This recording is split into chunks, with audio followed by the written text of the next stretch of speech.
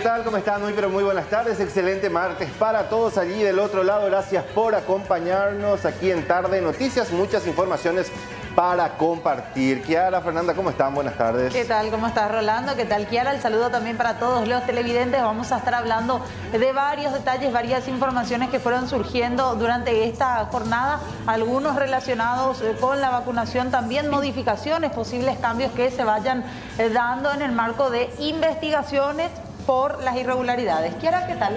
Hola, Fer, ¿cómo estás? Hola, Rolando. Un saludo también a toda la teleaudiencia. Se viene el frío. Sí, se viene el frío para esta semana, así como mucho frío todavía no, ¿verdad? Pero sí se viene un fresquito para esta semana. Vamos a darle un repaso, si les parece, a los datos del tiempo para ver cómo se va a comportar el clima el resto de esta jornada y también, por supuesto, para los próximos días. Así está la ciudad capital a estas horas de la tarde, cielo parcialmente nublado, una temperatura bastante elevada, 32,6 a estas horas. Una sensación térmica de 34,7, una humedad de 47% y el viento que va soplando con dirección nor-noreste a 26 kilómetros por hora. El resto de la jornada, ¿cómo va a estar? Según nos indica meteorología, vamos a tener una tarde-noche bastante inestable, con lluvias, una temperatura máxima de 34, que es la que se pronostica para el día de hoy. Por la noche, una temperatura que iría de 29 grados a 23. Y por la madrugada una temperatura que iría de 23 grados a 21, también con lluvias. Próximos días, vayamos al pronóstico extendido. Atención que para mañana miércoles nos espera lluvias con ocasionales tormentas eléctricas, una mínima de 14 y una máxima que llegaría nada más que hasta los 23 grados. Para el día jueves, atención porque vamos a tener un jueves bastante fresco, frío, en realidad una mínima de 12. La máxima que solamente va a llegar hasta los 16, también con lluvias. Para el día viernes, una mínima de 11 grados, una máxima nada más que de 18. Ya iría mejorando la condición climática, por lo menos no se pronostica lluvias. Misma situación para el día sábado, mínima de 13 grados y una máxima de 23.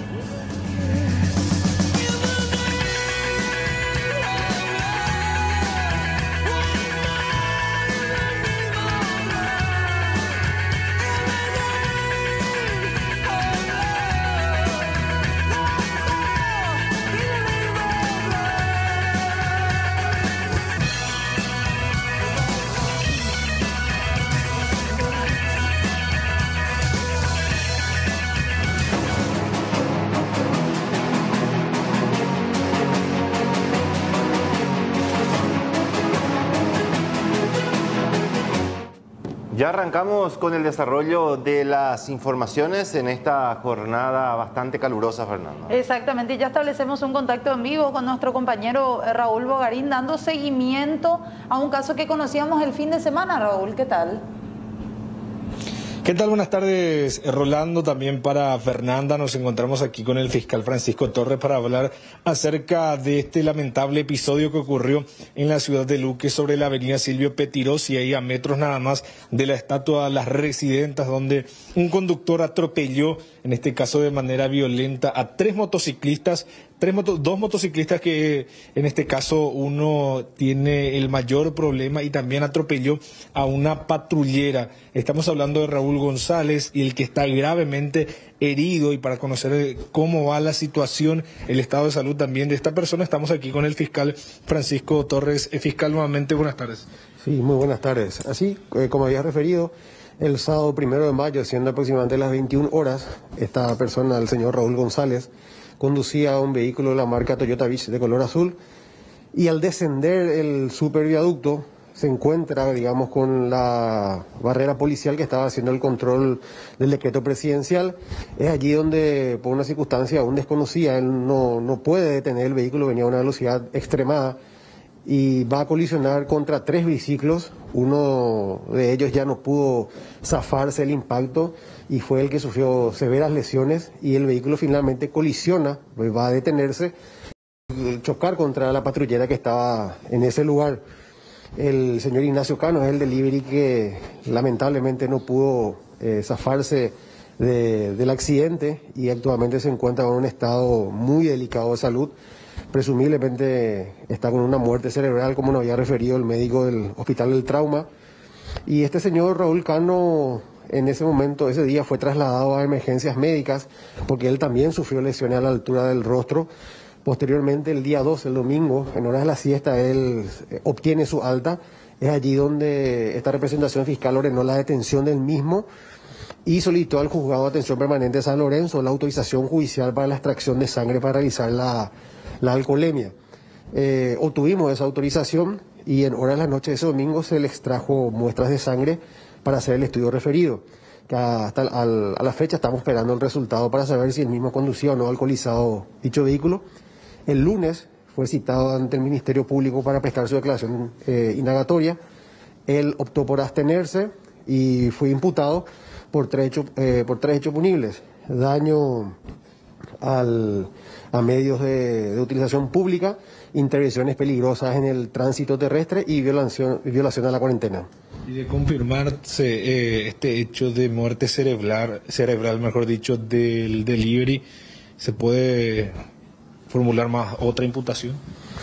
No, de hecho que la muerte cerebral conserva con vida a la persona, ¿verdad? No se produce la muerte de la misma, sí, una cesación de la actividad cerebral de la persona.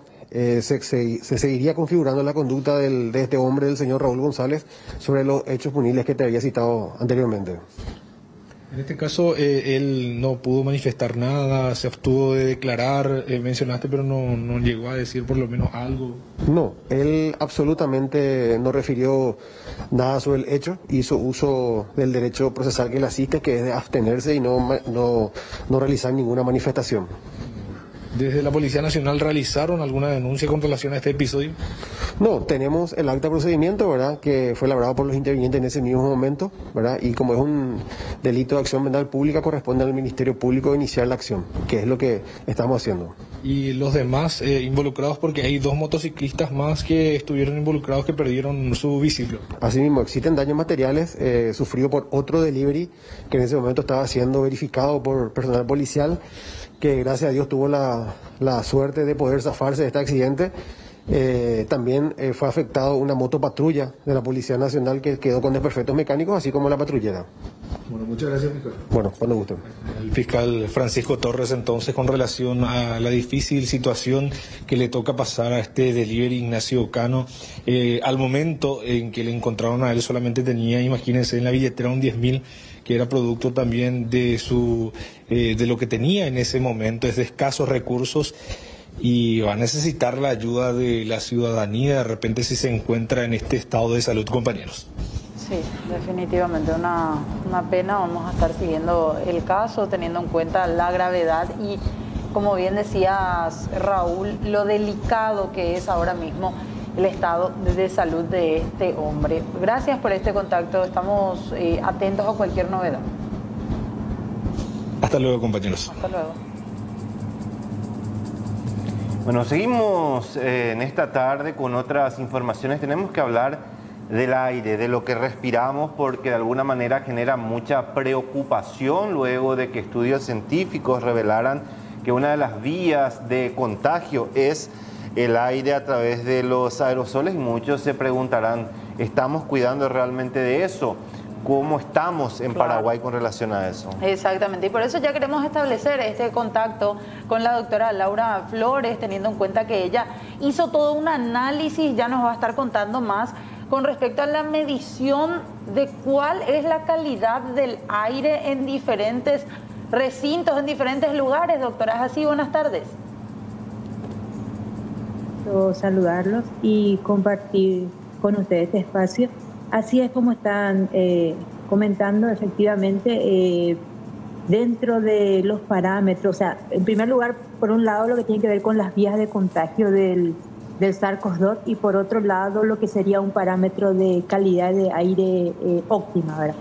Entonces, en ese sentido, ¿verdad?, las pruebas, los estudios, ¿verdad?, que están siendo llevados por un grupo de científicos, entre ellos el profesor Jiménez, que es quien lidera varios grupos y también ha donado diferentes medidores para poder establecer justamente esta valoración de calidad de aire, y nosotros lo hemos obtenido, ¿verdad?, para hacerlo esto acá en Asunción, Paraguay.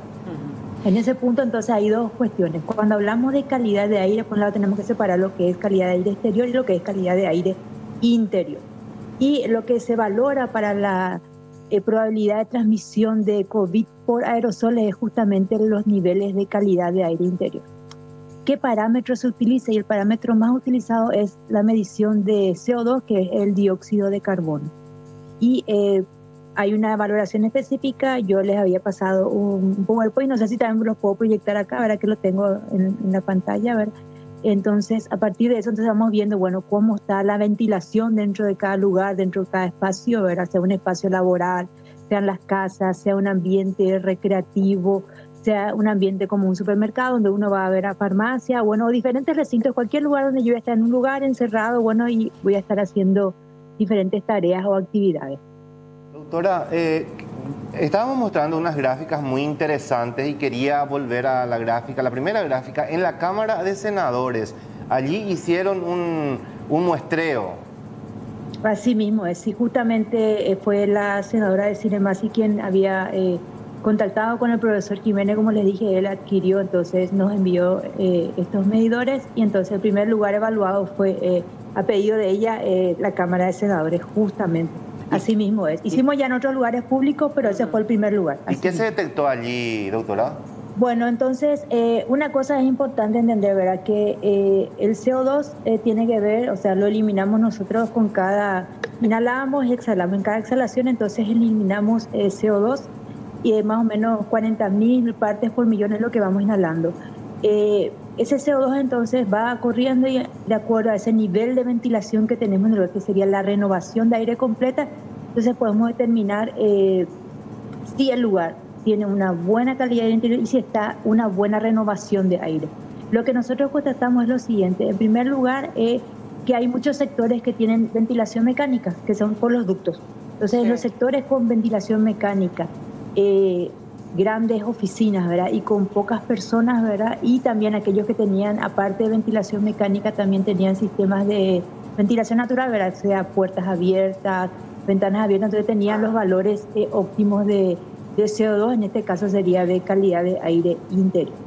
Después, otros lugares evaluados en senadores también encontramos de que en lugares donde tenemos muchos trabajadores, ¿verdad? Donde o sea, una gran cantidad de personas en espacios reducidos, donde no tenemos ventilación natural, sea ventanas puertas, ventanas abiertas, y donde los sistemas no son sistemas de ventilación mecánica, sino más bien son de aire acondicionado, entonces ahí los valores superaban las 1000 partes por millón.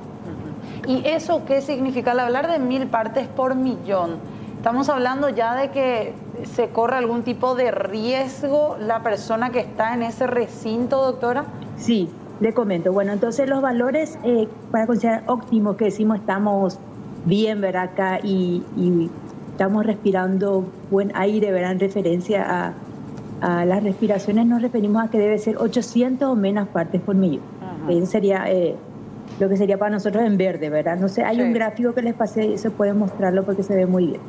A partir que va subiendo de 800 a 1000, entonces consideramos que estamos en naranja. Bueno, ¿qué quiere decir eso? Quiere decir de que cuando tenemos 800 partes por millón, 1% del aire que está en ese recinto ya fue inhalado por otro. O sea, quiere decir que el riesgo de una aerosolización, y si tenemos alguien con COVID, entonces es cerca del 1%. Cuando llegamos a las 1000 partes por millón, sería el límite que nos dice la OMS. Bueno, esto de 1000 para arriba quiere decir que la calidad de aire interior es mala. Bueno, tenemos que ver sistemas urgentes de ventilación, renovación de aire. O sea, entonces tenemos un límite de 1000 y después 800 decimos estamos ok, quiere decir que acá el riesgo es 1%, es muy bajo. Ahora, doctora, ¿dónde encontraron un riesgo muy alto? ¿Dónde encontraron? Porque veíamos, creo que en la Cámara de Senadores, ¿y en dónde más? Bueno, después evaluamos muchos lugares, les comento, públicos, privados, evaluando, como les digo, todos estos parámetros de aforo, metros cuadrados, ventilación natural o no natural, y en general te diría lo siguiente. Encontramos valores muy elevados, en primer lugar, en vehículos, cuando uno está dentro del vehículo privado, particular, ¿verdad? Cuando ponemos el aire acondicionado y lo ponemos en el que es recirculación, que entonces ahí suben hasta 5000 los parámetros. Quiere decir, entonces, después ventilamos con el parámetro que tiene que ver con la renovación de aire de afuera y ahí entonces los valores iban bajando. O sea, ese es un punto. Segundo punto, encontramos valores altos en recintos sin ventilación natural, ventanas cerradas, puertas cerradas, ¿verdad? Donde puede haber incluso 2 o 3 personas, ¿verdad? Pero donde no haya una circulación, una corriente de aire, ahí vamos a tenemos los valores altos. Y eso podía ser podían ser oficinas o lugares de trabajo, ¿verdad? Incluso la propia casa, ¿verdad? ¿Y en buses hicieron la medición también, doctora? Sí, hicimos en buses, hicimos en los buses que son comunes, vamos a decirle, con los que tienen ventanillas abiertas. Sí, exactamente. Y ahí los valores estaban bien, no superaban los 800, incluso con 12 a 15 personas, ¿verdad? Y en los buses climatizados, que son todos cerrados, ¿verdad? En ese caso lo pusimos en el Twitter, está muy bien. O sea, a medida que iban subiendo, empezamos con 4 personas, ¿verdad? Iba subiendo, entonces también nos subían los valores y superaron los 800 cuando teníamos 9 personas, ¿verdad? Entonces, ¿sí? Sí, eso quiere decir, doctora, porque constantemente estamos viendo buses que se van, pero abarrotados, llenos de gente, más todavía en hora pico, o sea, gente que va sentada, va parada también. Al ser o un espacio abierto o un espacio cerrado, se comprueba entonces con este tipo de mediciones que ustedes hicieron que el contagio podría ser mayor, hablando de COVID-19. Así mismo, justamente dentro de los parámetros, dentro de las recomendaciones, y más que recomendaciones, dentro de lo que debemos tener nosotros como mecanismo de prevención, aparte de todo lo que se ve que medidas de higiene, bueno, que todo lo que ya sabíamos, ¿verdad?, tiene que ver con los sistemas de ventilación. Ya desde el año pasado ya había salido, existen diferentes tipos de organismos internacionales que trabajan, bueno, cuáles son las recomendaciones en cuanto a ventilación, y a esto nos estamos refiriendo, sea el recinto, y nosotros tenemos que tener un parámetro X de una renovación aire por lo menos de 10 litros por persona, ¿verdad?, en los lugares. A partir de eso, entonces, se ven los esquemas diferentes de ventilación, depende del uso que le demos. Por ejemplo, para la escuela, en el caso de la escuela ahora hay toda una guía de cómo trabajar en escuelas y aulas, ¿verdad?, porque sabemos que hay algunas que ya están presenciales, ¿verdad?, pero que después, más adelante, vamos a tener ya muchas más clases presenciales. Entonces, para cada tipo de lugar, de espacio, existe una forma de hacer una buena y adecuada ventilación en ese lugar. Entonces, esto es fundamental. Claro. Si miran, por ejemplo, en Argentina, van a ver que ellos ya sacaron dentro de su recomendación, el Ministerio de Argentina, bueno, que hay que hacer monitoreo de CO2 con ventilación, y así podemos ver diferentes guías, ¿verdad?, cómo se va trabajando justamente como mecanismo de prevención, ¿verdad? Los resultados justos de toda esta medición que estuvieron realizando coincide con esta declaración de OMS que ayer ya afirmaba que el COVID-19 se puede transmitir a través de los aerosoles y del aire.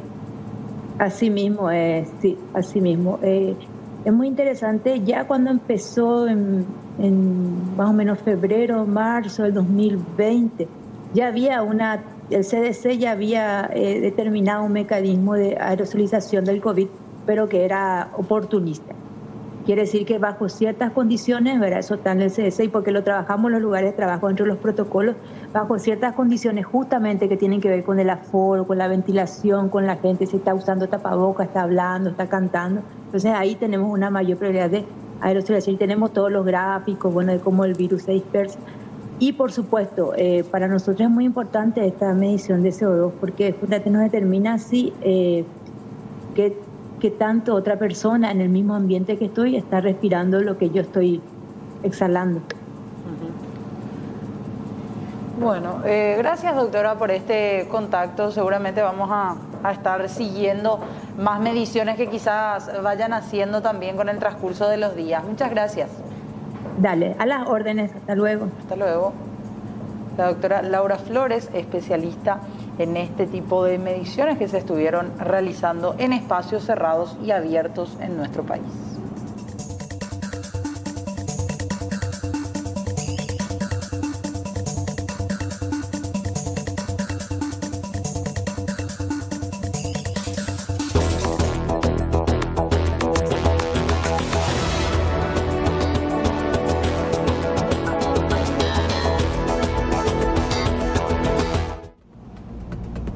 En el plano internacional tenemos que hablar de esto porque 7 capitales brasileñas se quedan sin la segunda dosis. Al menos 7 capitales de los 27 estados de Brasil, incluidas grandes ciudades como Belo Horizonte y Porto Alegre, interrumpieron la aplicación de la segunda dosis de la vacuna Coronavac por falta del inmunizante, el más usado en el país. El alcalde de Río de Janeiro suspendió el sábado por 10 días la vacunación de la segunda dosis de Coronavac, pero al día siguiente decidió escalonarla a partir de este lunes, comenzando por los mayores de 70 años. Los menores de 60, que ya recibieron la primera dosis entre el 10 y el 17 de abril, deberán esperar hasta el 17 de mayo para la segunda, es decir, entre 30 y 40 días más tarde, pese a que el intervalo recomendado es de 28 días.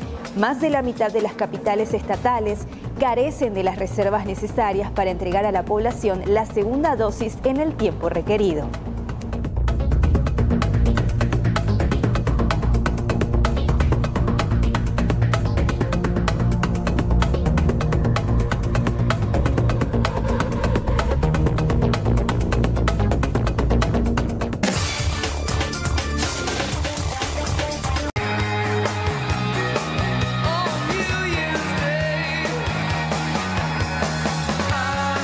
Seguimos avanzando en esta tarde, Fernanda. Vamos a hablar ahora de todo lo que implica este proceso de vacunación que está siendo depurado en estos momentos, una investigación en curso.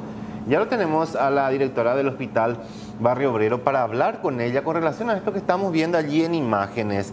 Aparece el nombre del ex fiscal general del Estado, el doctor Rubén Candia Amarilla, que se habría vacunado en el Hospital Barrio Obrero según el lugar de vacunación, y esto se había dado el 11 de abril cuando en realidad todavía eran médicos los que estaban siendo vacunados en ese momento. Entonces queremos consultar con la doctora, me imagino que ellos hicieron también las averiguaciones para poder saber qué fue lo que pasó. Doctora, ¿cómo estás? Buenas tardes, gracias por atendernos. Buenas tardes a toda la teleaudiencia. Sí, efectivamente nosotros hicimos toda una investigación, relevamientos de datos internos y sí, ya tenemos claro el panorama y eso vamos a estar presentando como descargo una vez que nos requieran los estamentos legales correspondientes. ¿Consta que se vacunó él en el Barrio Obrero con alguna brigada del Barrio Obrero? No, nosotros no tenemos brigadas que salen del hospital porque somos pocos. Entonces, brigadas externas nosotros no tenemos. ¿Y en el hospital pudo haberse vacunado, doctora? De acuerdo a las averiguaciones, ¿ustedes confirmaron que se inmunizó allí o tampoco? Categóricamente no, no. El señor no fue vacunado en el hospital de Barrio Obrero. Ahora, ¿qué fue lo que ustedes estiman que pasó? ¿Desapareció alguna dosis? ¿No se aplicó en el hospital de Barrio Obrero y se destinó a otro lado? No, las vacunas están bien custodiadas. No van a desaparecer ni desaparecieron las dosis. Esas están bien controladas. Y bueno, lo que ocurrió, eso se va a presentar en el descargo. Yo no les puedo adelantar las situaciones legales que nos lleva, ¿verdad?, a hacer este descargo. Pero sí tenemos ya definida cómo fue la situación. Pero para saber nada más, usted me responderá si quiere, doctora, con sí o con no. ¿Habrían algunas personas relacionadas al hospital de Barrio Obrero involucradas o esto partió de otro lado y le quisieron manchar al hospital de Barrio Obrero? Mire que eso se va a esclarecer perfectamente. Quiero que estén tranquilos. En el hospital de Barrio Obrero ningún funcionario incurrió en ninguna falta, ni administrativa ni de otra manera. En cuanto a las vacunaciones, nos hemos ceñido estrictamente a las directrices del PAI nacional. Ningún funcionario, y soy categórica, doctora, ninguno incurrió en ninguna falta. Mire, doctora, que hoy día la ciudadanía demanda muchísimo y de hecho que saltaron todas estas denuncias a raíz de la ciudadanía, entonces también busca alguna explicación, por lo menos algo que se le pueda decir preliminar de lo que ustedes van a informar, por lo menos para tener algo, porque hoy día quizá el hospital Barrio Obrero está ahí en el ojo de la tormenta por esa razón. Entonces, para entender un poquitito, por lo menos, algo de lo que ustedes van a informar al Ministerio de Salud. No, yo les vuelvo a aclarar. Nosotros no podemos estar adelantando, podemos incluso tergiversar o entorpecer una investigación, ¿verdad? Que ya está en curso. Lo que sí les doy la tranquilidad, en el hospital de Barrio Obrero no se incurrió en ninguna falta, en ninguna. Para recordar nada más, directora, 11 de abril figura en la imagen que Rubén Cándida Amarilla se habría vacunado. En esa época, para recordarle también a la gente, ¿a quiénes estaban vacunando? ¿Solo a médicos o ya a mayores de 85 años también? No, en ese momento estábamos vacunando al personal de blanco, que era su segunda dosis. ¿Todavía ni siquiera a los mayores de 85? No. Doctora, y perdón la insistencia, pues le voy a volver a consultar. Ustedes hoy ya tienen un panorama claro, ¿verdad? Para ustedes no se vacunó en Barrio Obrero, pero tienen una idea de lo que pudo haber pasado, por eso salta su nombre allí. No, o sea, una vez que demos las informaciones, las conclusiones las sacarán, ¿verdad? Tanto la parte legal del Ministerio de Salud como la parte legal de la Defensoría o de la Fiscalía, que es la que está interviniendo, ¿verdad? Bueno, y la insistencia también se debe, doctora, a que supuestamente es el propio Cándida Amarilla el que llama al hospital de Barrio Obrero y le pregunta si es que se puede vacunar. Le dicen que sí, supuestamente. A raíz de eso es que también se genera todo esto. Claro, sí, leí que el señor había, digamos, manifestado la situación de que llamaba al hospital de Barrio Obrero. Y no es así, lastimosamente les digo, no es así. ¿Y por qué, doctora, usted cree que decidieron hacer figurar entonces Barrio Obrero finalmente en la lista de los vacunados? No, eso yo no le puedo, o sea, eso sería entrar en conjeturas, ¿verdad? No voy a entrar en conjeturas. Como le vuelvo a repetir, ahí todas las investigaciones legales, tanto de nuestro ministerio como de la parte de Fiscalía, van a dilucidar y sacar sus conclusiones. No sé si usted tiene conocimiento, doctora, de cómo se hace el paso a paso cuando una persona se vacuna para finalmente anotar en el sistema que se vacunó en tal o cual lugar. Nosotros, una vez que la persona acude, nosotros lo que hacemos es cargar los datos de la persona vacunada, pero el agendamiento, el lugar, la vacuna, el tipo de vacuna, no, eso ya nos llega de nivel central en un listado de agendamiento, en donde nosotros no tenemos ningún tipo de injerencia. O sea, aparece, vamos a poner un ejemplo así cualquiera, aparece el portal en donde ustedes tienen que ir llenando el nombre y ahí vos ponés como médica que le va a aplicar la vacuna o como enfermera que le va a aplicar la vacuna, bueno, Rubén Cándida Amarilla, pero ya está, hasta ahí llega, o sea, no es que ustedes completan el hospital de Barrio Obrero, tal fecha, eso no llenan ustedes. Eso ya sale automáticamente porque no nos olvidemos que es un agendamiento del lugar en donde está vacunado o fue vacunado o donde va a ser vacunado. El agendamiento nos viene ya, o sea, el que le apareció en la pantalla a la persona, le viene con el lugar y ahí nosotros confirmamos dónde se vacuna. Ahora, finalmente, doctora, ¿cuándo ustedes remiten el descargo al Ministerio de Salud? Y una vez que nos soliciten, porque eso tiene un proceso, se le pide al señor ministro, el señor ministro a su vez hará las correspondientes, ¿verdad?, órdenes o directrices, y una vez que el señor ministro dé las directrices hacia nuestro hospital, nosotros estaríamos descargándolo, toda la parte legal, ¿verdad?, nuestro descargo sobre lo ocurrido, todo. ¿Pero podría llevar algunos días o eso ya sería un trámite más rápido, doctora? No, va a ser bastante rápido. Perfecto, doctora, le agradecemos mucho por su tiempo. Vamos a estar pendiente de eso. Yo sé que hay algo ahí que todavía no nos querés decir en torno a lo que ustedes detectaron, pero vamos a estar pendientes finalmente del descargo que van a enviar al Ministerio de Salud. Lo concreto acá, Fernanda, lo que dice la doctora es que allí por lo menos no se vacunó, doctora. No, categóricamente, y no es no. Doctora, muy amable, muchas gracias. Gracias por compartir con nosotros. Gracias a ustedes. Gracias. Bueno, recapitulando, en este caso, Cándida Amarilla, que se vacunó el 11 de abril, ahí están viendo el documento, Rubén Cándida Amarilla, 2 días antes de que se habilite la vacunación para los de 85 años y más, y él tiene 66.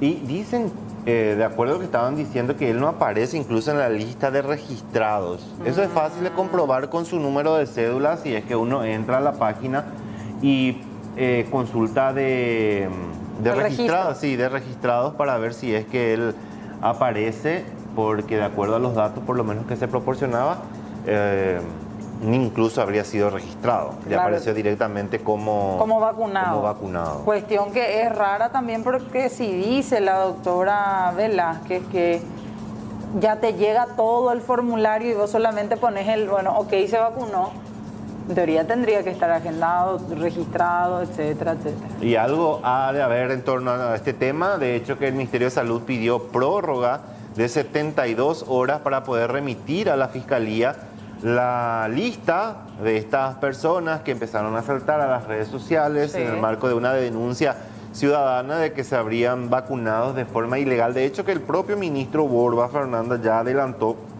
de que muchos sí corresponden, porque allí había auxiliar de enfermería, había también personas que no pueden movilizarse por cuenta propia, entonces esto se va filtrando y en 72 horas ellos estarían remitiendo la copia o en este caso el informe completo al Ministerio Público. Y hablando sobre ese tema, vamos a escuchar lo que manifestaba el fiscal Jorge Sosa, teniendo en cuenta que el Ministerio Público, como decía Rolando, está analizando cada uno de los casos, pero tendrá que esperar en este sentido que el Ministerio de Salud le provea todos los datos de los supuestos involucrados.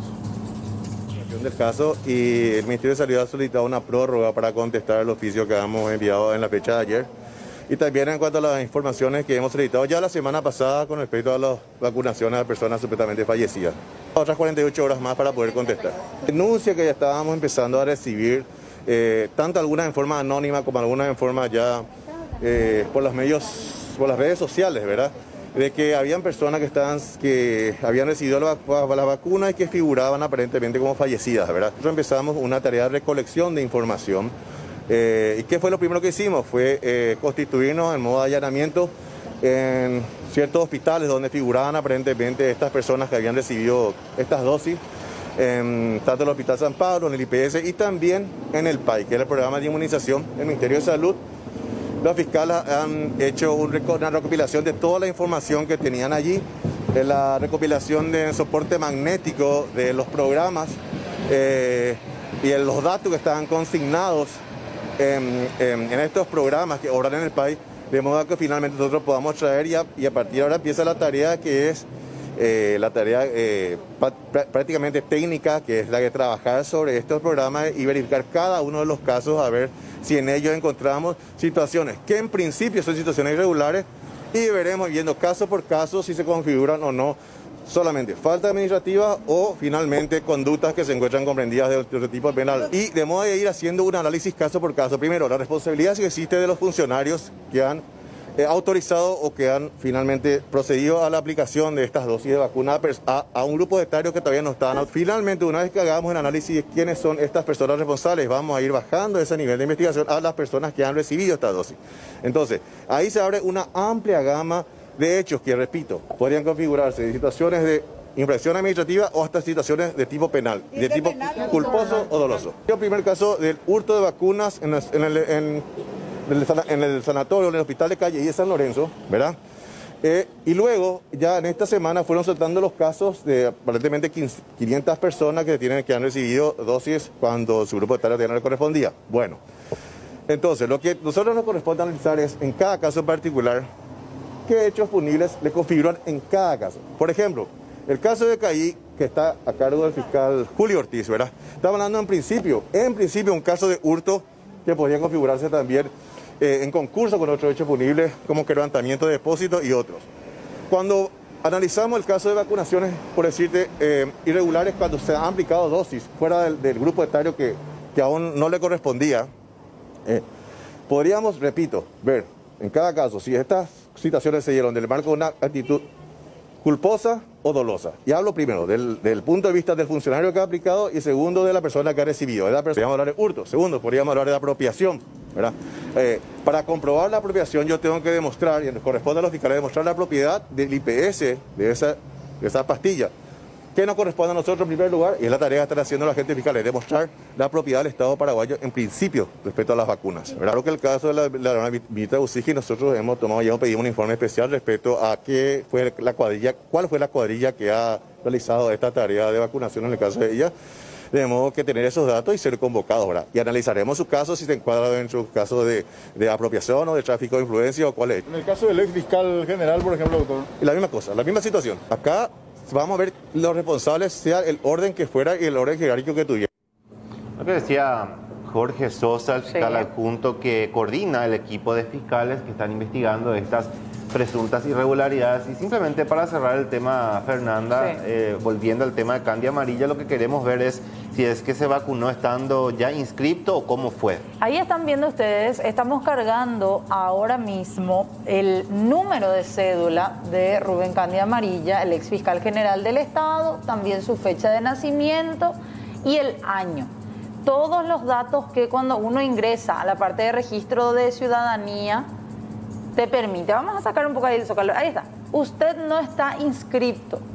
Lo hicimos con el número de cédula correcto y con la fecha de nacimiento de Rubén Candia Amarilla. Quiere decir que se vacunó sin tener la edad correspondiente para ese momento de la vacunación, porque tiene 66 años. De hecho que todavía no tiene luego... Todavía no tiene la posibilidad ni ahora ni lo tuvo el 11 de abril, cuando se estaba terminando de vacunar en su segunda dosis a los médicos. Todavía ni siquiera los mayores de 85 años. No tenía la edad y no tenía tampoco el registro que tanto se le exige a la gente, por la que tantas veces también ahora están formando filas, están tardando muchísimo para la vacunación, gente que todavía no se registró. En el caso del ex fiscal general del Estado sí lo pudo hacer.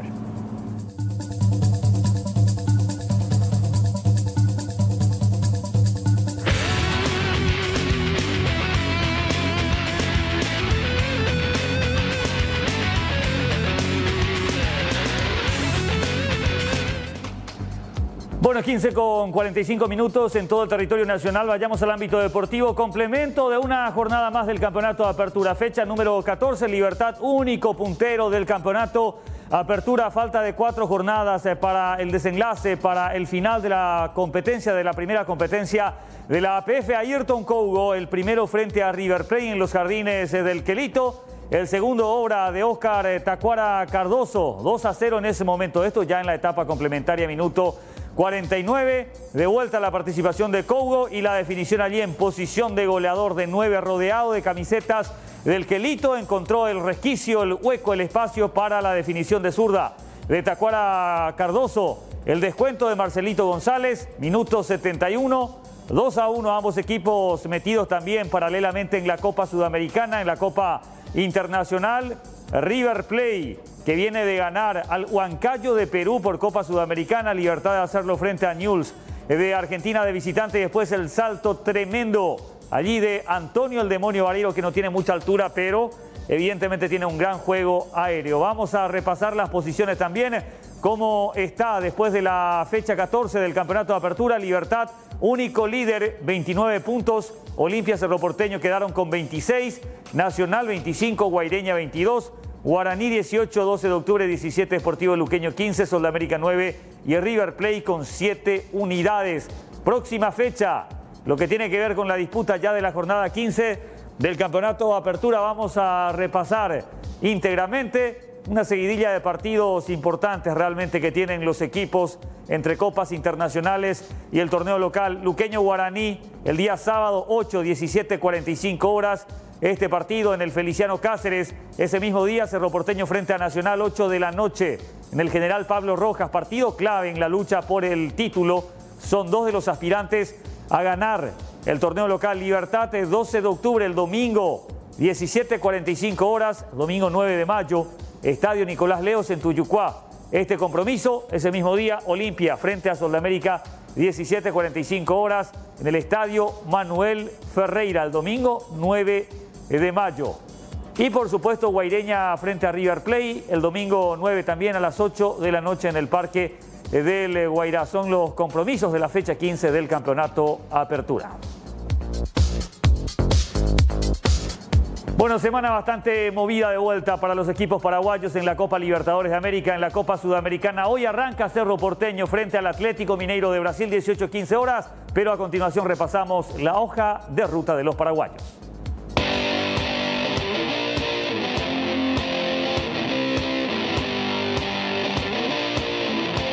Arranca una nueva semana de copas internacionales para los equipos paraguayos. El primero en entrar en acción será Cerro Porteño, que viene motivado después de haber ganado el clásico 2-0 ante Olimpia. Este martes, desde las 18:15, el Ciclón visita al Atlético Mineiro en el Estadio Mineirao. Ambos tienen 4 puntos y el ganador de este partido será el líder solitario del Grupo H de la Copa Libertadores de América. El arbitraje correrá por cuenta del argentino Néstor Pitana.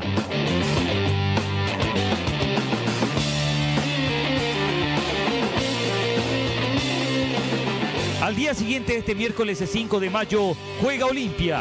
El franjeado tiene un partido clave en Porto Alegre.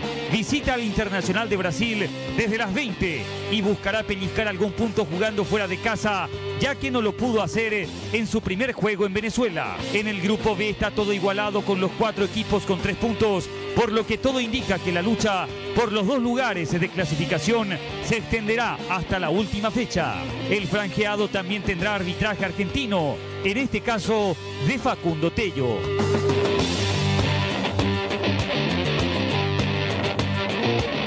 El jueves está reservado para los equipos de la Copa Sudamericana. Primero Libertad, que desde las 18:15 recibirá al Atlético Goianiense en el Nicolás Leos, buscando ratificarse como líder y encaminar su clasificación a octavos de final.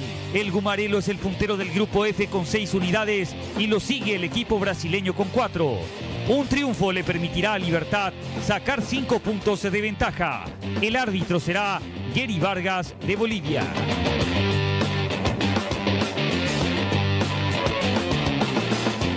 También el jueves, pero en simultáneo, será el turno tanto de 12 de octubre como de River Plate, ambos de visitante y a las 20:30. El equipo itagüeño invicto y sin goles recibidos en el Grupo A visitará a San Lorenzo de Almagro de los hermanos Romero. Este choque tendrá el arbitraje del brasileño Wilton Sampaio.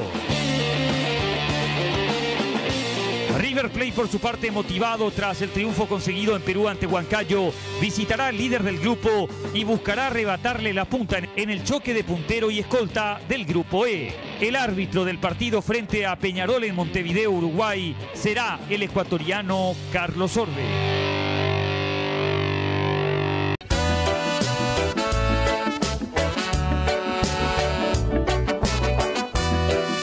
Seguimos haciendo Tarde Noticias. Sin lugar a dudas, Fernanda, este tema que vamos a hablar ahora, sí, a muchísima gente le pasa. Mucha gente está con expectativa en su casa hace mucho, cuando se habilitó ya la inscripción para la vacunación. De alguna manera se están esperando que desde el Ministerio de Salud se comuniquen con ellos para pasar por la casa a vacunar a su adulto mayor que está imposibilitado de recurrir hasta un vacunatorio. Y leemos de eso todos los días. El 12 de abril se habilitaba la inscripción de adultos mayores de 60 años, a la par que se hablaba de que las personas que tenían familiares que están en cama, que no se pueden mover, directamente tenían que llamar a números que eran como 6 números que jamás funcionaron, que todo el tiempo daban ocupado y que si te agendaban, en ningún momento aparecía la tan ansiada y tan esperada vacuna hasta tu casa. Cuando que, en el caso de ahora ya ex senadora y tantos otros más, recibieron la vacuna en su casa rápido, pegando un telefonazo, como fue alguno de los casos que ya conocíamos. Exactamente. Y los números de teléfono ya hace un par de semanas quedaron inhabilitados, sí. Decían que ya era solamente por la web. Y este mediodía se hizo viral porque la nieta hizo pública la odisea de una abuela de 82 años que estaba imposibilitada de moverse y que desde el 12 de abril está esperando una respuesta para que una brigada pase por la casa a vacunarse. Y nosotros vamos a hablar de este tema, pero queremos compartir el video de lo que fue toda esta odisea, desde el momento en que se bajan, ahí, Sí. No sé si podemos entrar luego desde el hilo. Desde el hilo para poder ver. Vamos a ver porque de esta manera tuvo que ser trasladada, ayudada de familiares, de enfermeras que la cuidan, en el caso de esta mujer, que es tan solo un ejemplo de los tantos casos de gente que se las tuvo que ingeniar para alzar a su adulto mayor, a su ser querido y llevarlo hasta un punto. Claro. Estamos en contacto con la señora Ana Parquet para hablar con ella, porque creo que lo que les pasó a ellos es el reflejo de lo que le pasa a muchísima gente. Ana, ¿cómo estás? Buenas tardes. Gracias por atendernos. Bueno, queríamos compartir un poco toda esta historia que nos enteramos este mediodía con relación a lo que ustedes pasaron. El caso de la señora Beli, así como ustedes le dicen cariñosamente, todo empezó el 12 de abril cuando la inscribieron esperando que en algún momento recibieran una llamada, una indicación para que alguien pase a vacunarlo, una brigada de salud en este caso. ¿Cómo estás? Buenas tardes. Buenas tardes, Rolando. Buenas tardes, Fernanda. Así mismo, así como ustedes dicen, fue así. Un 12 de abril se le inscribió a mi madre, esperando respuesta del ministerio. En vista que pasó una semana, pasaron 2 semanas, empezamos a llamar a los números. Normalmente pasaban, ¿verdad?, por las redes, por las noticias, de que había números a que llamar para reclamar. No tuvimos respuestas, también mensajes. En ningún momento nadie se contactó con nosotros. Y en vista que hoy, ¿verdad?, en vista que realmente vimos que en ningún momento se tocó el tema de las personas que están en camas. Entonces ya ayer a la tarde dijimos, no, mañana le toca por número de cédula. Entonces ya optamos por movilizarla. Independientemente que es una persona, mi madre, una persona que fue muy difícil moverla, ella tiene un grado de Alzheimer ya muy avanzado, pero igual decidimos trasladarla ya al vacunatorio. Ana, toda una odisea, porque estábamos hablando acá con Fernanda, para moverla ella tuvieron que, de alguna manera, con la ayuda de 2 enfermeras que la cuidan, después la dificultad para llevarla a una ambulancia, toda una odisea fue, ¿no?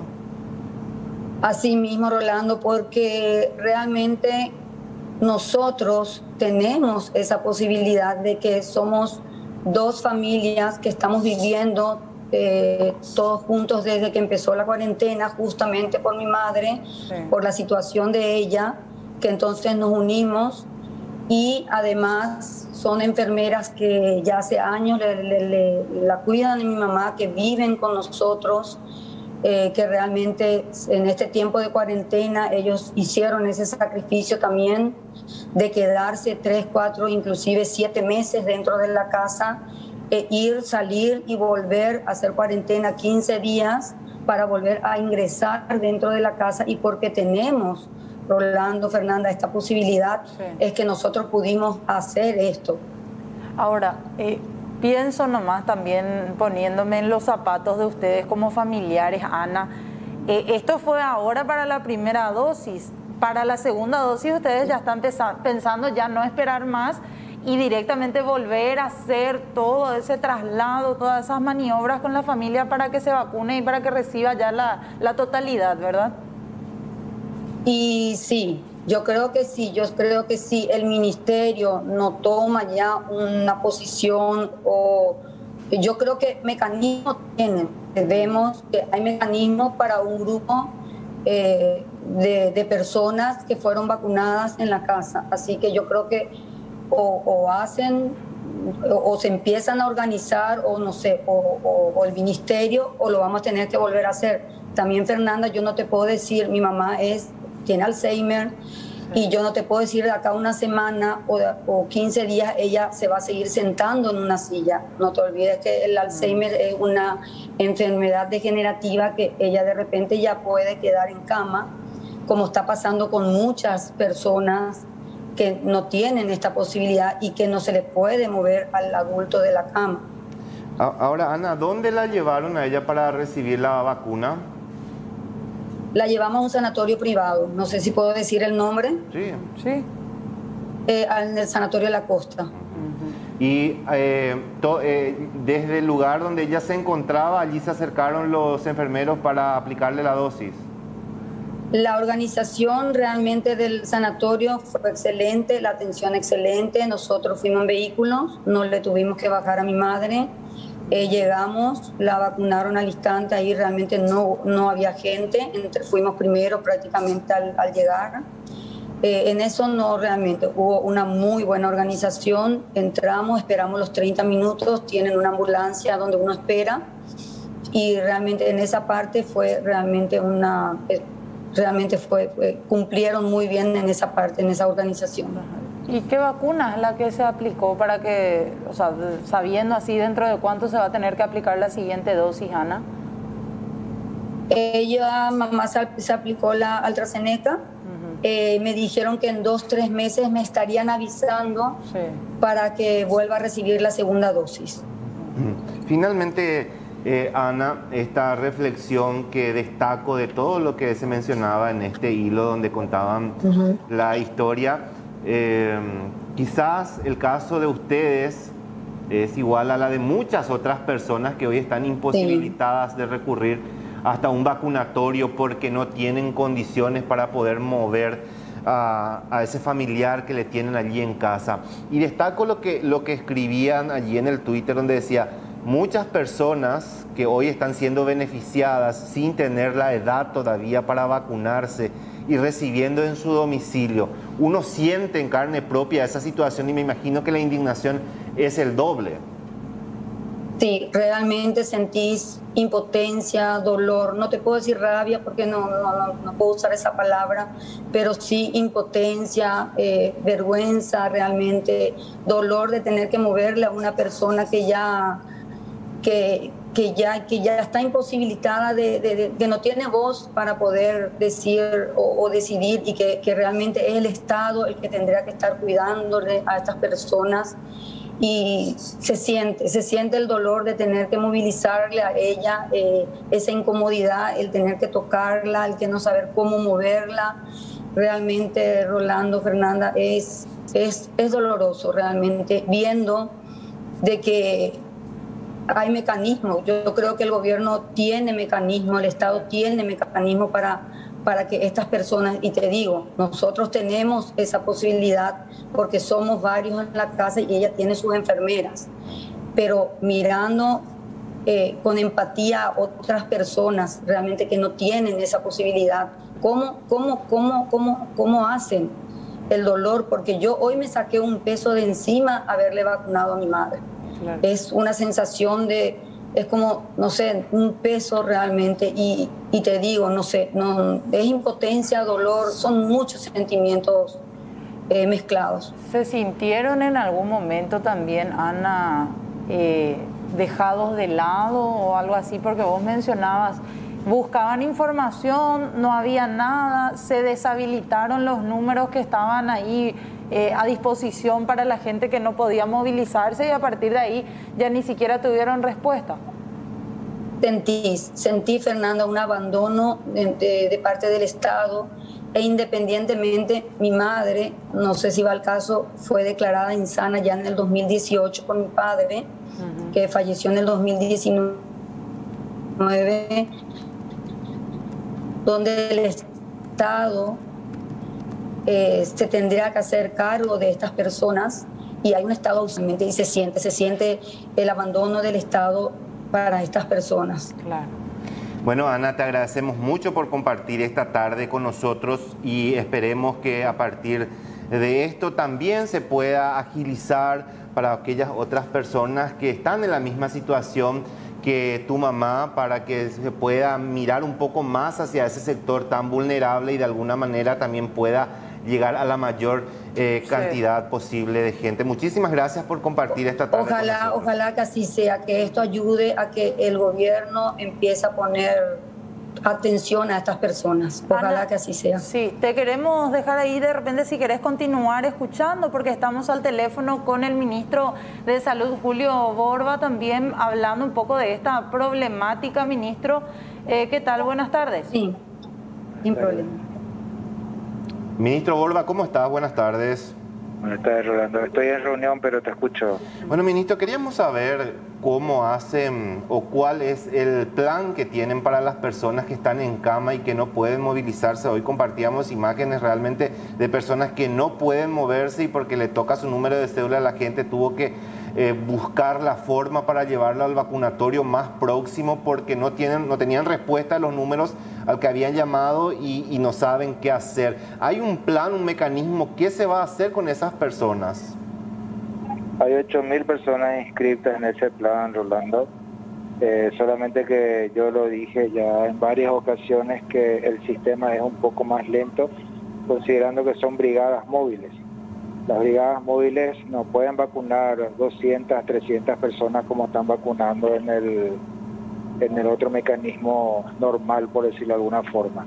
Están vacunando promedio de 20 a 25 personas por día cada brigada, considerando de que tienen que hacer primero un georreferenciamiento y posteriormente la movilización a cada una de las casas de estas personas para poder vacunarlas de a uno, ¿verdad? Y en cada casa tiene que quedar un promedio de 30 a 40 minutos para ver la evolución del mismo post-vacuna.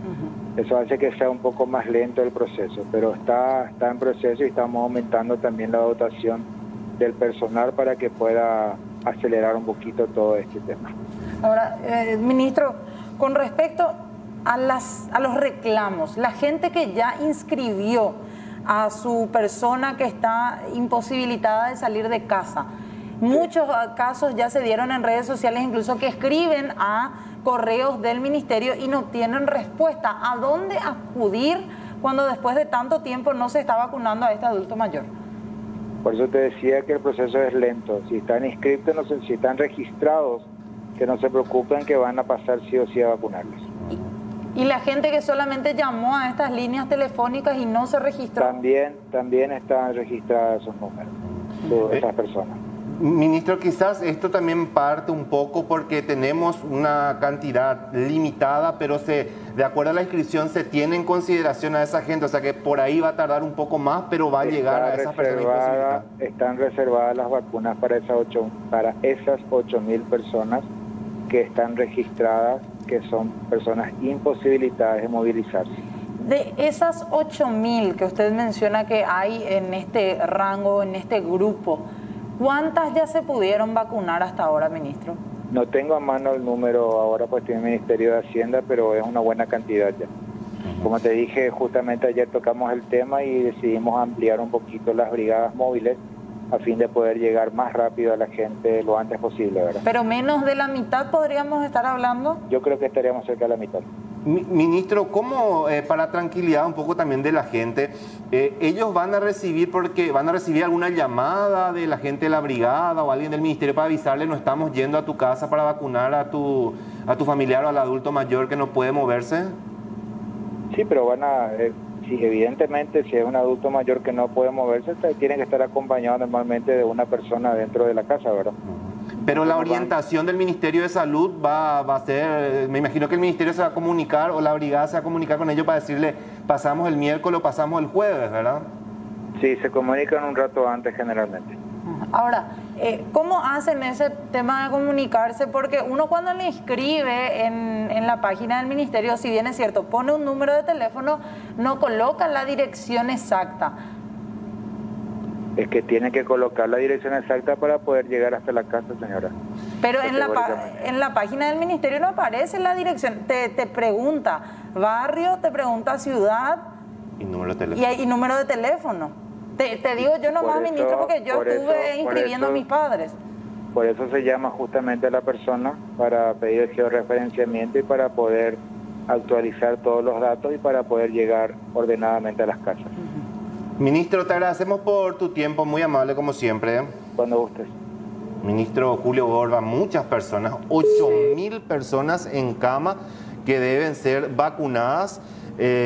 Dicen que van a comunicarse porque lo que tienen de registro es el número de teléfono. Y ahí te llaman. Y hay gente que, el caso de Ana, pero estaba viendo otros también que de alguna manera tuvieron que movilizarse por cuenta propia para ir hasta ese lugar. Reiteramos, y para despedirte nada más, Ana, esperemos que este caso, el caso de tu madre, sea un inicio para que llegue a la mayor cantidad posible de aquellos adultos que lastimosamente no pueden movilizarse y que dependen mucho de esa vacuna por su situación de vulnerabilidad. Así es que una vez más queremos también agradecerte por compartir esta tarde con nosotros. Muchísimas gracias, Fernando, Rolando y Fernanda, realmente. Bueno, gracias. Enhorabuena también por Ana, por su madre, que ojalá que esto sirva también, porque se siente el abandono al no tener esa comunicación, porque por lo menos podrían mandar un mensaje de que estamos presentes. Definitivamente. Gracias, Ana. Enhorabuena para la familia también, que por lo menos después de todo este largo pasar, lograron finalmente que esta mujer de 82 años logre recibir la vacuna. Exactamente. Gracias, Ana. Mucha angustia también para... Gracias. Que tenga buena tarde. Mucha angustia también para los familiares que están allí en casa, que ya inscribieron y que dicen, me van a llamar, ¿cuándo me van a avisar? Va a haber vacuna para mi familiar. Y todas esas dudas se generan, entonces también esa ansiedad lleva a muchas personas lastimosamente a organizar este tipo de traslados que de alguna manera también termina afectando al paciente porque le estresa, le cansa. Entonces esperemos que esto pueda subsanarse y se pueda reforzar esa brigada que tanto hace falta. Definitivamente. Son las 4:13, hacemos una pausa, ya venimos. Si se encuentra mal, quédese en casa. Si presentas síntomas como fiebre y dolor de cabeza, busca atención médica.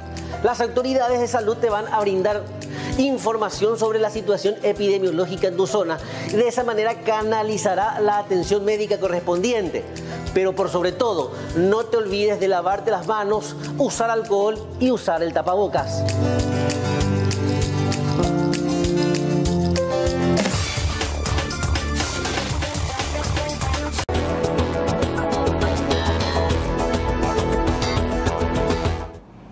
Y en el plano internacional tenemos una entrevista exclusiva con la campeona del RAW de la WWE, realizada por el periodista Mario Escobar. Rhea Ripley cuenta cómo alcanzó el título y cuáles son los planes para mantenerlo vigente.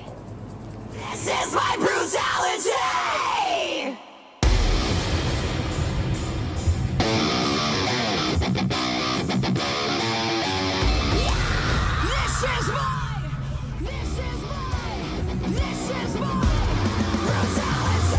Y wow, recuerdo que mi familia y amigos veían bastante las luchas. Yo practicaba deportes los fines de semana, que era cuando se veían las luchas por la tele. Por eso al crecer no las vi mucho por la tele, pero después fueron ellos que comenzaron a mostrarme más y más videos de las luchas.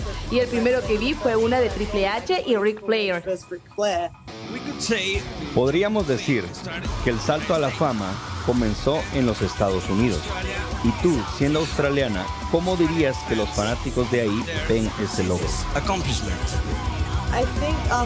Pienso que después de estar aquí en Estados Unidos desde hace ya algún tiempo, creo que hay muchas más personas que se han convertido en fanáticas de las luchas, de donde yo soy. Y honestamente allí en Australia no se escuchaba mucho, pero desde que vine hacia aquí y me di a conocer es divertido ver la cantidad de gente que habla sobre las luchas ahora. Hay gente que en un centro comercial se acerca a mi mamá y le dice, Dios mío, eres la mamá de Rhea Ripley, mientras que ella les responde, ¿cómo lo sabes? ¿Cuál pelea o campeonato significa más para ti y por qué? Todos los campeonatos que he ganado han significado el mundo entero para mí. El haber sido la primera mujer campeona del NXT UK, el haber ayudado a la creación de una marca en el Reino Unido es súper maravilloso para mí.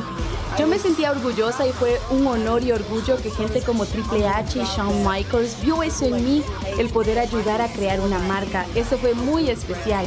También los campeonatos del NXT, el haberle ganado a alguien como Shayna Baszler, quien fue invicta por tanto tiempo, siendo yo la que finalmente pudo ganarle, no sé. Y también el haber tenido mi propia celebración dentro del ring cuando gané el campeonato.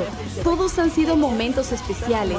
Hasta el Raw Women's Championship lo gané en WrestleMania, frente a un público, frente a mi novio y mis amigos. ¿Cuáles son los movimientos insignia de Rhea Ripley?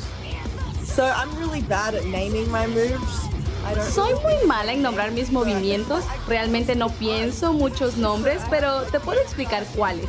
Tengo uno que sí le puse nombre, que sirve para acabar, que se llama el Pum Haddle Slam. El Rudy Turn es uno de mis principales. Me gusta ganar con ese, que también funciona. Aparte de ese hay otro que se llama el Mess Gas, que es otro que sí le puse nombre, el cual es mi sumisión. Y aparte de ese considero que tengo uno bueno, Drop Kick, que me gusta sacar desde cualquier lado, saco el Drop Kick de cualquier lado. Tengo otro que no tiene nombre, por eso es difícil de explicarlos, pero es como un suplex. Los levanto con la espalda en mi hombro y los estrello al suelo con toda mi fuerza. Y la verdad eso me encanta. El levantarlos y estrellarlos contra el suelo para mí es muy divertido. O los levanto así y los estrello en cualquier cosa que está cerca de mí. La verdad no me importa hacia dónde, solo intento que caigan en algo. ¿Qué sucede antes de una pelea? ¿Cómo te preparas? Siento que cada pelea es tan diferente, porque honestamente hay veces que se me va el tiempo y me doy cuenta que yo sigo. Y pienso, ¿sería bueno estirarme un poco? A veces me queda poco tiempo y digo, Dios mío, ¿me quedará tiempo de hacer mi entrada correctamente? Y me pongo nerviosa y no quiero hacerlo de manera en que esguinzo un tendón mientras hago una patada. Entonces comúnmente hago unas cuantas patadas. A veces, si tengo suficiente tiempo, escucho música tratando de calmarme porque me pongo muy nerviosa antes de salir, porque es televisión en vivo y yo quiero que salga lo mejor posible. Por eso me pongo muy nerviosa, pero al mismo tiempo estoy súper emocionada, que lo hace una combinación rara. ¿Algún rival en especial con el cual te gustaría defender tu título y por qué? Creo que me encantaría con otro campeón. Me encantaría Bianca Belair, me encantaría con Raquel González. A esas chicas las quiero como hermanas. Por eso pienso que sería un buen campeonato de campeonas. Aparte de ellas, me emociona mucho luchar con todas en la división de mujeres porque no he podido luchar con muchas. Simplemente no me apuesto contra ellas, entonces yo creo que, bueno, quien quiera retarme. En este momento, eres la campeona indiscutible. ¿Algunos consejos especiales para tus fanáticos latinoamericanos? Bueno, yo escuché que hoy era el Día del Niño y quería decir feliz Día del Niño desde el inicio. Feliz Día del Niño a todos y también que tengas confianza de ti mismo. Espero que todos estén viviendo su mejor vida y espero que se amen a sí mismos, así como a la gente que los rodea. Quiero intenten ser el mejor ser humano que puedan ser. Ese es mi mensaje, el mensaje para todos ustedes.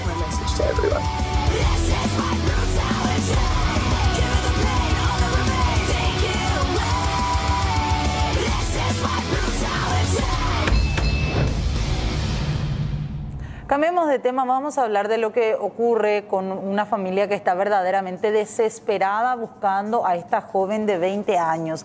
Su nombre es Isaura Raquel Bogado Ortega. Está desaparecida hace ya casi 22 días.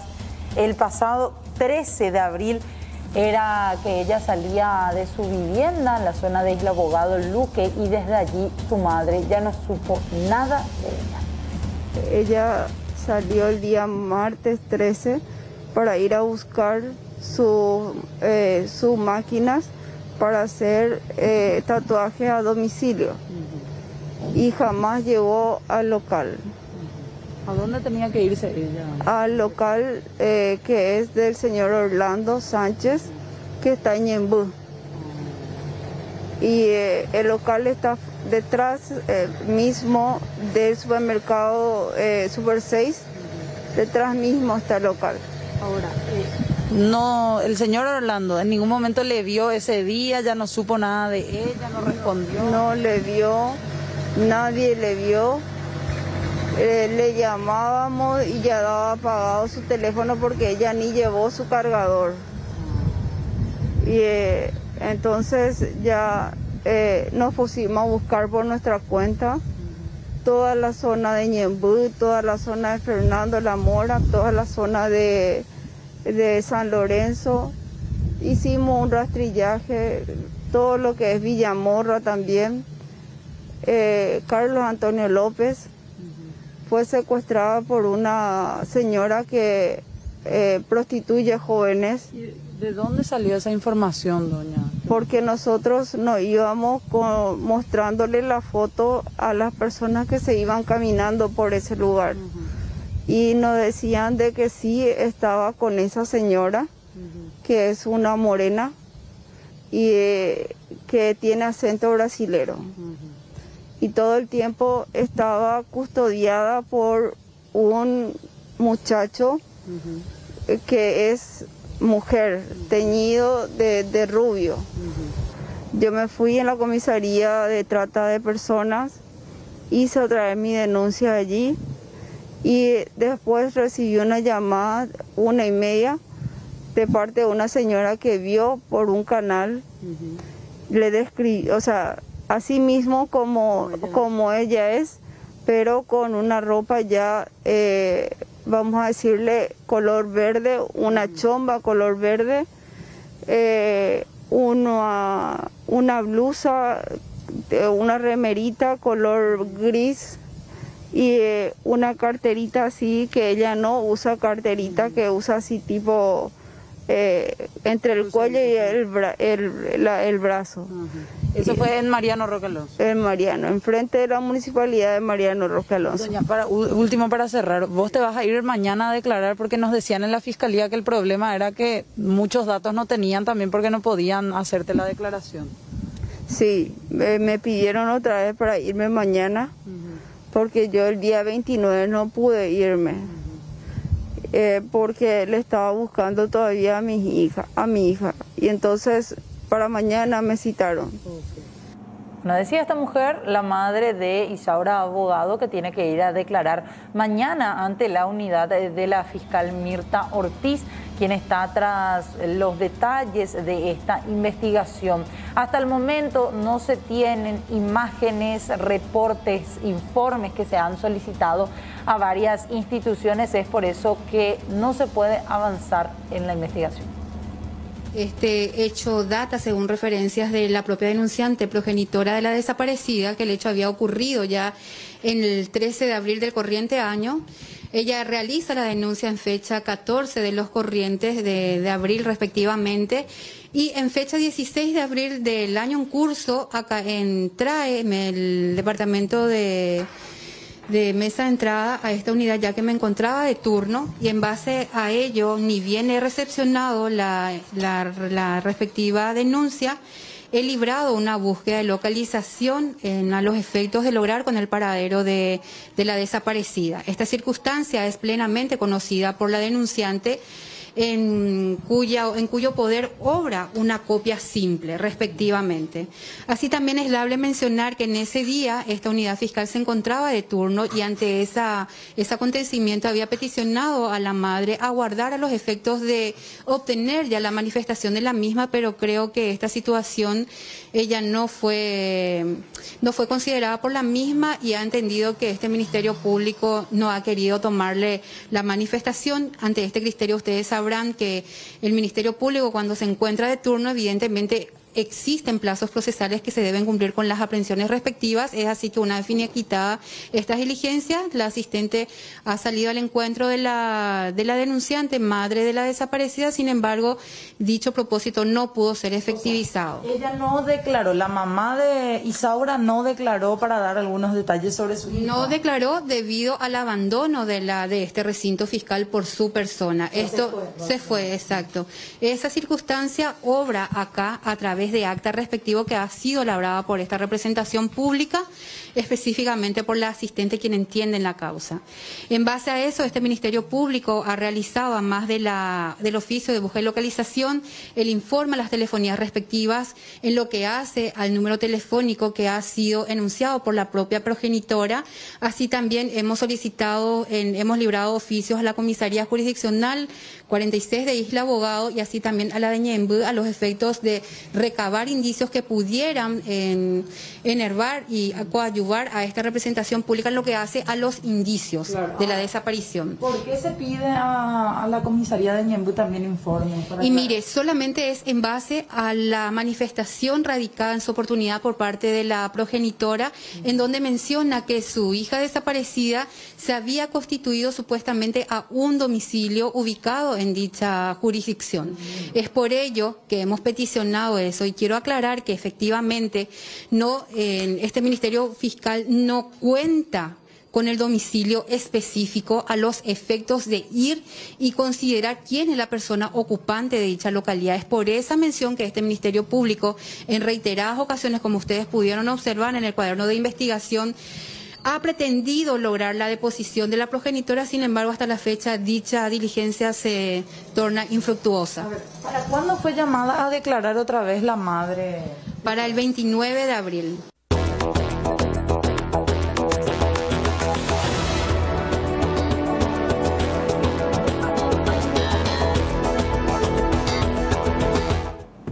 Plano internacional, y tenemos que hablar de esto que ocurría en Colombia, porque los disturbios ha dejado ya al menos 17 muertos y varios heridos. La violencia que siguió a 5 días de masivas protestas contra una polémica reforma tributaria en Colombia dejó al menos 17 muertos y 800 heridos. Las manifestaciones continuaban ayer a pesar de que el presidente Iván Duque retiró su proyecto fiscal. Según un balance de la Defensoría del Pueblo, 16 civiles y un policía murieron en las protestas que empezaron el 28 de abril en todo el país. El Ministerio de Defensa contabilizó a su vez 846 lesionados, de los cuales 306 son civiles. Para el jefe de esa cartera, Diego Molano, los hechos de violencia son premeditados, organizados y financiados por grupos de disidencias de las FARC que se apartaron del acuerdo de paz firmado en el 2016.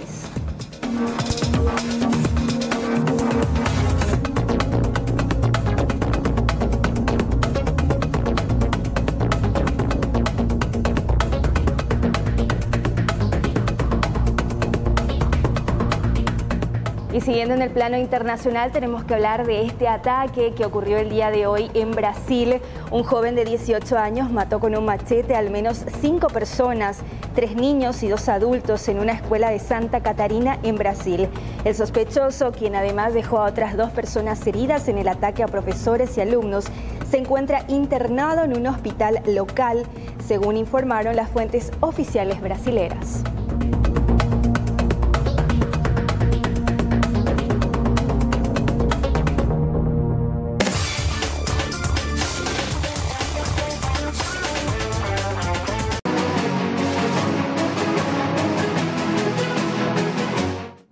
Seguimos avanzando en esta tarde y ya saludamos al comisario Nimio Cardoso, titular de antisecuestros de la Policía Nacional, con relación a este caso que, de acuerdo a lo que leemos en el informe, fue bien elaborado de alguna manera y tiene muchos datos llamativos. Estamos hablando de un autosecuestro que se denunció en María Auxiliadora y que terminó en el este del país. Exactamente. Ya lo saludamos al comisario Nimio Cardoso. ¿Qué tal, comisario? Buenas tardes. Muy buenas tardes a vos, a Rolando y a las órdenes. Bueno, comisario, una historia que empezó en el sur del país y terminó en el Alto Paraná. Hablamos de un autosecuestro, por lo menos para la policía ya a estas horas. Así mismo, Rolando, el día de hoy, en horas de la mañana, la señora Laura Verónica Centurión Bobadilla va hasta la comisaría de María Auxiliadora de Departamento de Itapúa a realizar una denuncia sobre el secuestro de su hermano, que en ese momento estaba supuestamente desaparecido, estaba secuestrado, y recibieron videos en donde al hermano se le veía maniatado y otra persona le estaba solicitando dinero para que pueda ser liberado el hermano, ¿verdad? En base a eso se activó el protocolo de trabajo, se activó el protocolo de trabajo y entre las oficinas de Itapúa y Alto Paraná se empezaron a realizar los trabajos investigativos y ya el día pasado, el mediodía, se le pudo identificar a esta persona, a Adán Centurión, en un hotel en cercanías de la terminal de Ciudad del Este, y se procedió en ese momento a solicitar al dueño o sea, al encargado del hotel, por verificar la habitación donde estaba esta persona, por lo que se procedió a ubicarlo y estaba en perfectas condiciones y se encontraron todas las evidencias que nosotros estábamos buscando, en el sentido de encontrar la misma ropa con la cual se filmó el video y también las mismas prendas. Se encontraron los videos, se encontró el celular donde se realizó la filmación y se solicitó la supuesta prueba de vida, donde se solicitó la suma de dinero. Ahora, comisario, en el video se escucha una segunda voz. ¿De quién sería? ¿Tendría alguna persona que estaba también involucrada? En este momento estamos trabajando en eso para tratar de identificar a esa persona. De hecho, que él se niega todavía en este momento a poder revelar cuál fue la participación de esta persona en todo. Pero ahí ustedes que tienen el video pueden ver que había una tercera persona que es la que estaba filmando y estaba prácticamente coaccionando a la familia. Él manifiesta que era una persona a quien le conoció a la noche y le solicitó que le haga esa filmación para hacer una broma a sus familiares, ¿verdad? Es lo que él manifiesta, pero mientras nosotros no lo tengamos todavía identificado, vamos a seguir trabajando para poder cerrar realmente el círculo del cual nosotros tenemos sospechas de que fue una simulación de hecho punible. Ahora, esa imagen que llegó a su familia, donde se lo ve arrodillado, ¿eso es dentro de la habitación del hotel, comisario? Así mismo. Yo creo que en minutos más, una vez que termine el procedimiento y tengamos autorización de la fiscal de la causa, inclusive se pueden tomar, se pueden pasar las filmaciones que se realizó en el hotel, y coinciden plenamente varias situaciones y varios ángulos de lo que nosotros tuvimos viendo. Ahora, comisario, él le pedía a sus familiares, o sea, el supuesto secuestrador pedía a los familiares 30 millones de guaraníes. ¿Ese envío de dinero se llegó a dar o no? No. De hecho, que desde el momento que ellos nos notificaron que nosotros, nos notificaron por medio de la denuncia de que estaba secuestrado el hermano, se activó el protocolo, y en el protocolo, por supuesto, nosotros estamos asesorándole a cualquiera de las víctimas, justamente con nuestros expertos en negociaciones. Bueno, ya al primer y segundo video nosotros concluimos de que no se podía tratar de un caso de secuestro, o en todo caso podría ser, pero eran de gente totalmente improvisada, ¿verdad? Y las comunicaciones que se hicieron desde su teléfono siempre fueron mensajes, comisario Cardoso, o también se dieron audios, llamadas. Fueron de diferentes. Todas las conversaciones decían del teléfono del supuesto secuestrado. Había un grupo de la familia de ellos, de las dos hermanas, y bueno, los mensajes tanto de audio como de video iban ingresando en ese grupo familiar, y siempre del teléfono del supuesto secuestrado. ¿Y cómo es que llegan al hotel? ¿Cómo sabían que de Itapúa se fue al Alto Paraná, comisario? El modelo operacional que nosotros tenemos desplegado ante este tipo de hechos hace que se generen muchas... se trabajan bajo diferentes ángulos, diferentes fuentes, y bueno, por medio de fuentes especializadas nosotros pudimos llegar en un área, y nuestros expertos en recolección de información pudieron llegar al lugar donde esta persona estaba. Ahora, comisario, ¿hay algún tipo de deuda que tenía esta persona eventualmente que lo llevó a hacer esto? Porque de lo que leemos en ese informe, hacía como 9 días más o menos que estaba en ese hotel. ¿La familia qué refiere? ¿Él estaba con ellos, de repente desapareció? ¿Qué se sabía de su antecedente?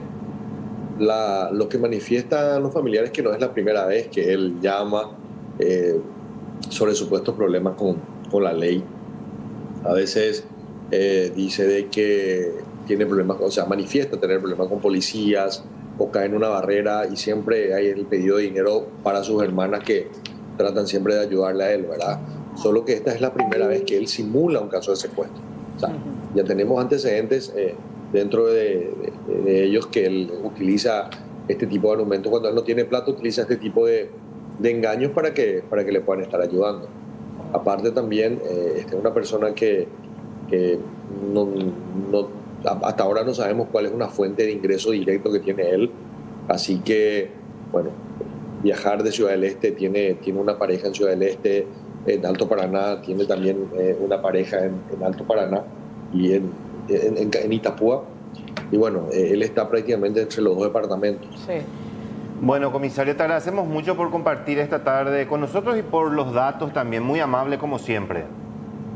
El agradecido somos siempre nosotros por el espacio, y bueno, esto es un ejemplo más de que yo creo que la gente que está viendo y en algún momento dado tiene intenciones de simular o realizar un secuestro, no es fácil, y siempre vamos a estar detrás de quienes intentan o por lo menos tratan de simular o hacer un caso de secuestro. Definitivamente. Muchas gracias, comisario, muy amable.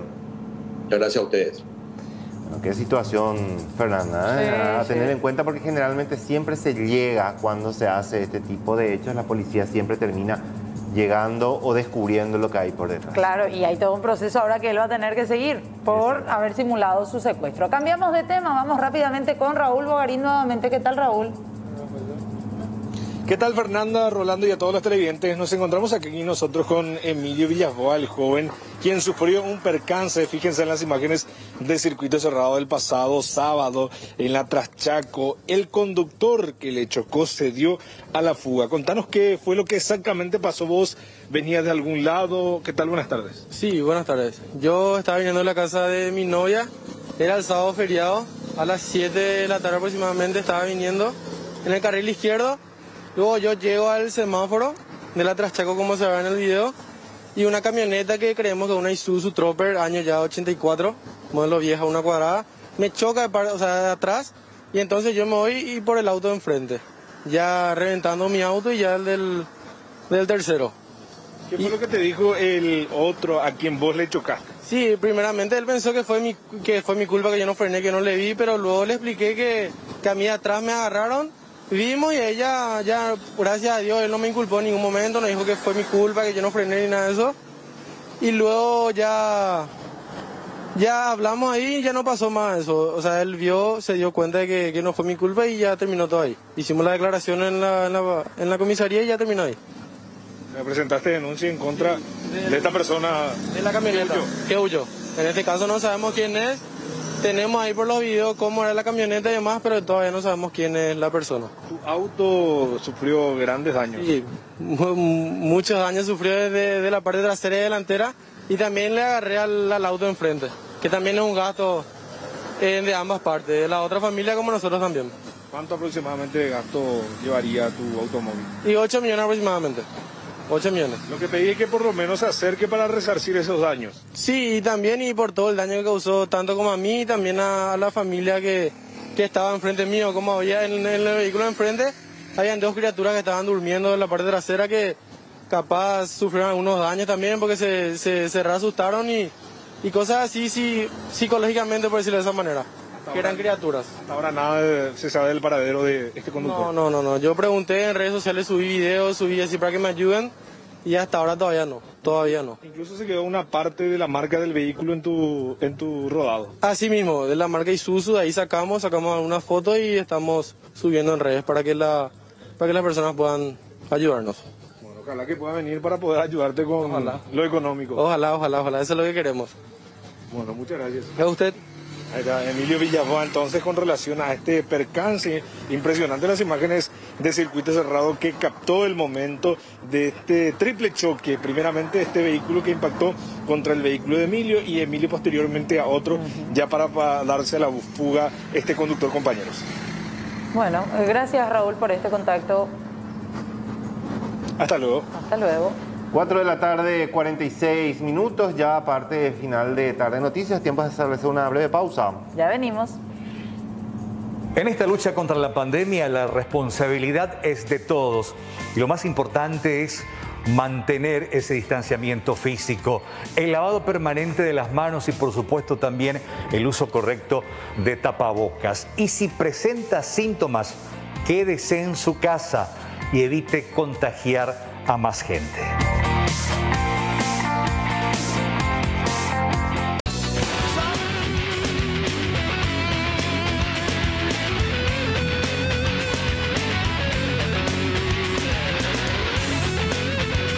Bueno, 32 grados la temperatura en Ciudad Capital y área metropolitana, 16:52 minutos. Categoría intermedia, quinta fecha, se cerró el día de ayer con 2 partidos.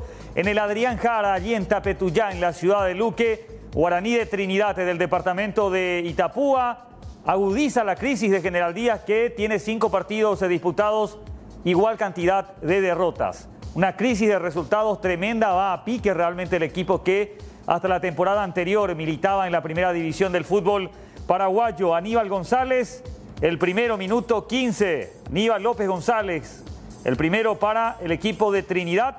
Y el segundo, Matías González, minuto 90, el 2-0 para Guaraní de Trinidad, del departamento de Itapúa, que venció 2-0 a General Díaz, dirigido por Víctor El Cachi Ferreira, el ex Cerro Porteño Guaraní, entre otros clubes. Nos vamos hasta la ciudad de los mitos y las leyendas, hasta la ciudad del Escobero, porque allí Deportivo Capiatá se ponía adelante en el marcador con el tanto de Ronald Arroa. Minuto 8, aquel jugador que estuvo a préstamo por un tiempo en Cerro Porteño, pero no pudo tener continuidad en el primer equipo azulgrana. El segundo, a través de Víctor Aquino, minuto 13. Es decir, rápidamente antes de los 15, Deportivo Capiatá ya pasaba a ganar 2-0, dirigido por Ángel Martínez, pero en la etapa complementaria, el descuento en el minuto 47, Fabiano Vejero, el 2-1 en ese momento para el Sportivo San Lorenzo. Y miren quién aparece: Sasá, Santiago Salcedo, Gabriel Salcedo, el máximo artillero de la historia del fútbol paraguayo, de penal. El 2-2 para el Sportivo San Lorenzo, que de hecho es dirigido por este señor, a quien vemos en pantalla, José Domingo Salcedo Mingo, el hermano de Sasá. Gran definición al ángulo inferior derecho, 2-2 en ese momento. Y en el 91, ya en la agonía del partido, aparece Sandro Galeano para poder definir de esta manera y darle la victoria a la Rayadito, que de esta manera se posiciona en los primeros lugares de la categoría intermedia al cabo de la disputa de las 5 primeras fechas de esta competencia. Le pegamos tabla de posiciones para ver cómo quedó el panorama general Caballero de Juan León Mallorquín, que perdió el invicto frente al 2 de mayo de Pedro Juan Caballero el pasado sábado. Tiene 12 unidades, al igual que Independiente de Campo Grande. San Lorenzo está tercero con 11 puntos. Resistencia Atirá con 10 unidades. 2 de mayo de Pedro Juan Caballero allí en la mediterraneidad de la tabla de posiciones con 9 puntos. Guaraní de Trinidad con 8, Ameliano 7. 3 de febrero de Ciudad del Este, Trinidense y Teño 6 respectivamente. Rubio Ñu 5, Deportivo Capiatá, Fulgencio Yegros y Tacuarí con 4. En Fulgencio Yegros hoy asumió Carlos de los Santos Carazaguer, el técnico que le dio la única medalla de plata a Paraguay en los Juegos Olímpicos, allá por el año 2004 en Atenas. Fernando de la Mora, de muy pobre campaña también en esta categoría intermedia, 3 unidades, al igual que Deportivo Santaní, 2 equipos que en su momento militaron en la primera división, y General Díaz con casillero en blanco.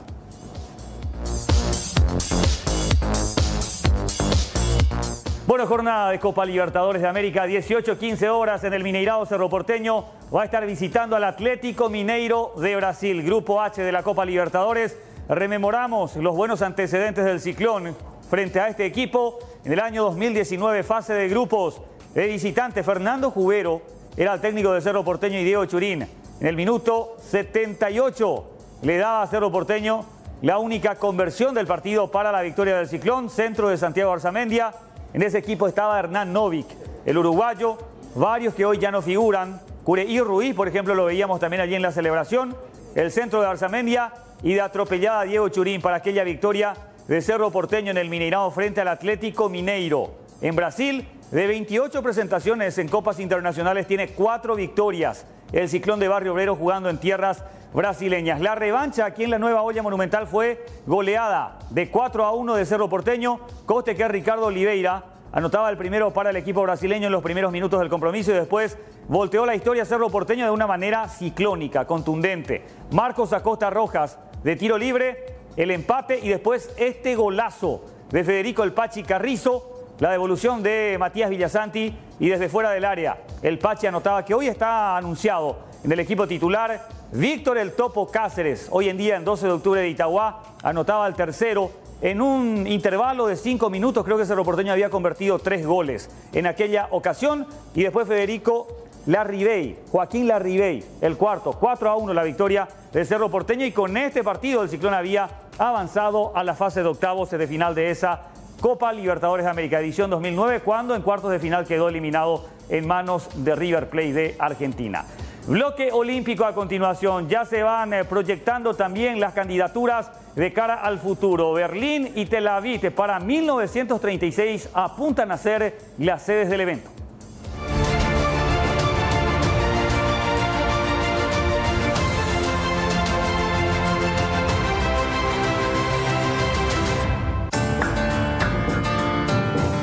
Centenario de los Juegos Olímpicos de Berlín 1936 sería una oportunidad única para presentar una candidatura conjunta de Berlín y Tel Aviv para organizar los Juegos del 2036, señalaron los responsables alemanes de la política deportiva. Para los organizadores, el 2036 es realmente una fecha difícil para Alemania y Berlín después de los Juegos nazis de 1936. Por eso proponen darle vuelta a la fecha para que se pueda mostrar todo lo que ha cambiado y lo que todavía tiene que cambiar.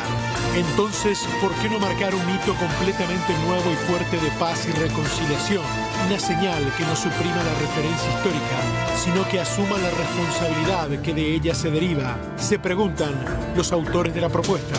Una señal de este tipo sería que Alemania e Israel se presentaran juntos, o más exactamente Berlín y Tel Aviv proponen. Esto, dicen, sería una clara señal de cómo la responsabilidad da paso a la obligación. Reconocen, sin embargo, que es un proyecto, nada más todavía, y argumentan que Berlín y Tel Aviv, dos metrópolis abiertas y dinámicas, podrían defender juntas un espíritu diferente, una perspectiva más allá del presente.